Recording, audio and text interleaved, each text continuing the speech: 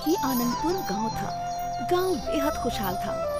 सभी लोग बहुत अच्छे थे और अपने अपने कामों में मसरूफ रहते थे। गांव के चौराहे के पास बच्चे खेलते थे। गांव में हर बरस एक जश्न होता था, जिस जश्न में बहुत सारे मुकाबले होते थे और आज इस मुकाबले का ऐलान होने वाला था। सुनो सुनो सुनो, इस साल गांव के वार्षिक महोत्सव में एक नए मुकाबले का इंतजाम किया गया है।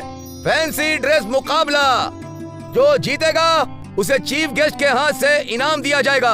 और तो और इनाम में 10 बोरी चावल, 2 बोरी दाल भी है। आप लोग इस मुकाबले में हिस्सा जरूर कीजिए। फैंसी ड्रेस मुकाबला? वो क्या होता है? इतना भी नहीं पता बेवकूफ। ये वो मुकाबला है जिसमें हमें अलग शक्ल सूरत बनानी होती है। मैं तो शहजादी की शक्ल सूरत बनाऊंगी। हम भी। और तुम भी ना। उससे क्या पूछ रही हो? उसके पास तो ढंग के कपड़े भी नहीं हैं। वो क्या मुकाबले में भाग लेगी? हाँ। मीना ने अपने फटे पुराने लिबास को देखा और उसे शर्मिंदगी महसूस हुई। और तभी मीना ने ऐलान के बारे में सोचा।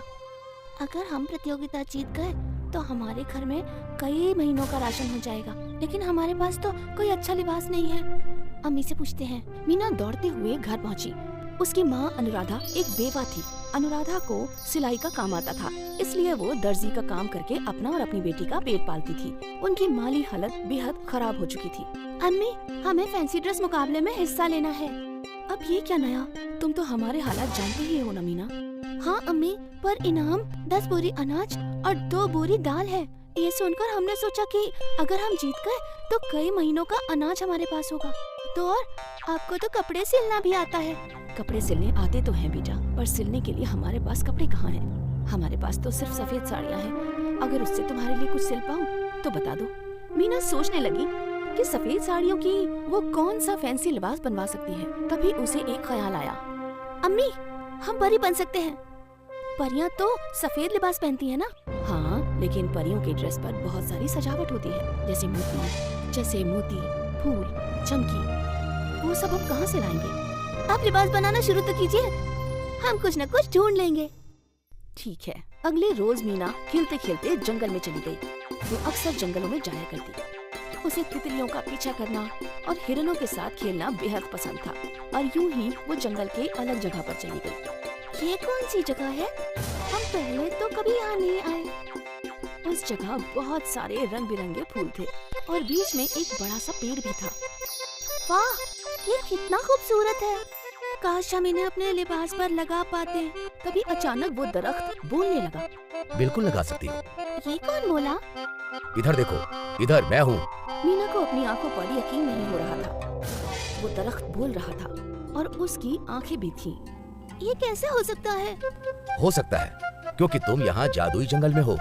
मीना, मैं जानता हूँ कि तुम्हें फैंसी ड्रेस में परी बनना है और इनाम को जीतकर अपनी अम्मी की मदद करनी है। तुम बोल सकते हो? मतलब आप आम दरख्त नहीं हैं, जादुई दरख्त हैं? तो क्या आप अपने जादू से परी का लिबास दे सकते हैं?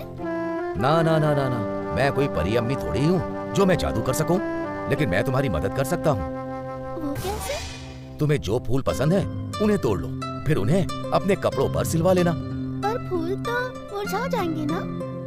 अरे ये तिलस्मी फूल हैं, कभी नहीं मुरझाएंगे। अरे वाह!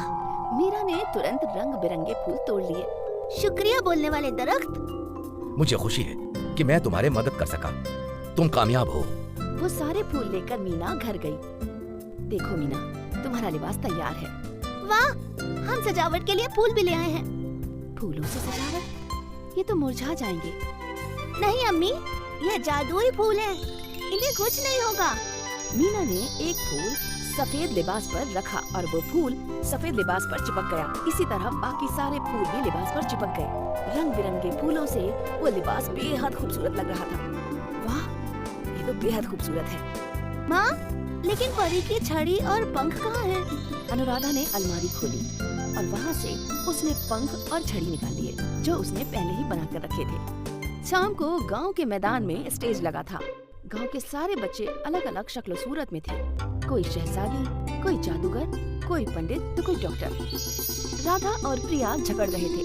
तभी मीना अपना सुंदर सा लिबास पहनकर वहाँ पहुँची। उसे देखकर सभी दंग रह गए। मुकाबला शुरू हुआ। सभी बच्चे स्टेज पर आकर चलने लगे और जजेस उन्हें नंबर देने लगे। उन्होंने मीना को धक्का मारकर उसे गिराना चाहा।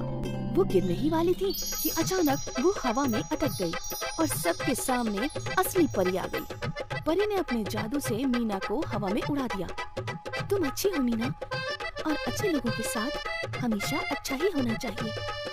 मीना को सही सलामत नीचे रखकर परी ने उस पर जादुई छड़ी घुमाई, जिससे मीना के लिबास पर लगे सारे फूल चमकने लगे। ज़ामीन ये देखकर हैरान थे। मीना के लिबास से रोशनी दूर दूर तक फैल रही थी। अब हम चलते हैं, परी जादू करके चली गई। और फिर जजेस ने मीना को फर्स्ट प्राइज दिया और साथ ही सारा इनाम भी। मीना गरीब होते हुए भी फैंसी ड्रेस का मुकाबला जीत गई और साथ ही उसने अपनी माँ की मदद भी की।